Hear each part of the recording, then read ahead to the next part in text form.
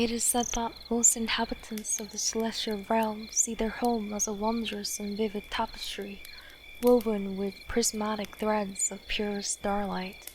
However, for one prodigious entity, the intangible and everlasting beauty of this dimension is not seen, but heard. For a bard, a troubadour as enigmatic as he is eternal, the wondrous firmament is a symphony of mystic ambrosial music.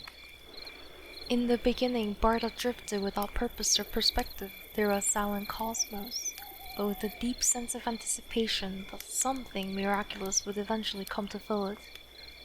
Fate did not disappoint, and with the forging of the first stars, the silence was broken and the first rapturous notes of creation rang in Bard's ear. He traveled the swirling harmonies between the stars, along with the tiniest wisp of residual inspiration and thought left over from their birth. These semitonal incomplete modes of energy, or neeps, were drawn to him whenever he added his own voice to the cosmic opus, forever ringing in one perfect accord. This was not his masterpiece, yet he gloried in it all the same.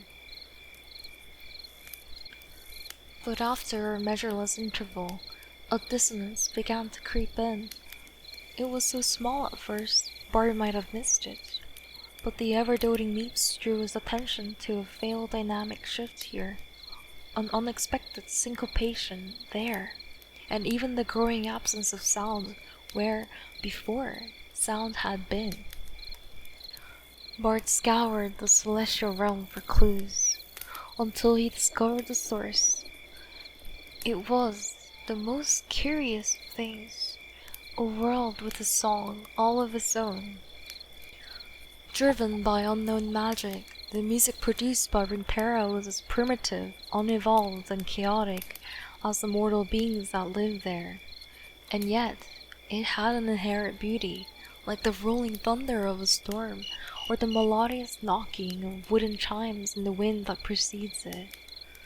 Bard would have merely appreciated it for what it was, but unfortunately this particular song had gone far beyond a mere counterpoint to the celestial whole, and was becoming disruptive. Something had to be done. Touching down in the first lands of Ionia, Bard and his attendant mates crossed into the material realm.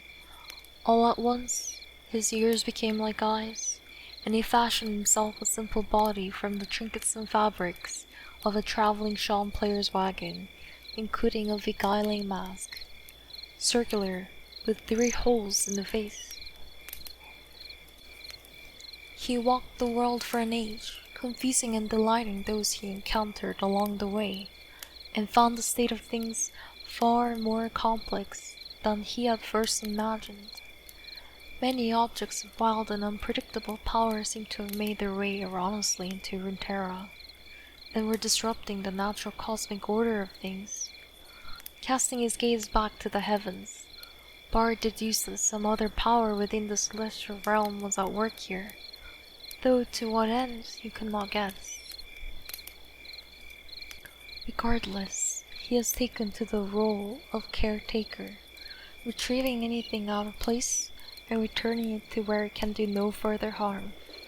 Though this may be only the first step in bringing the universe back in tune, it may also be the only way this world can be saved from what lies beyond it.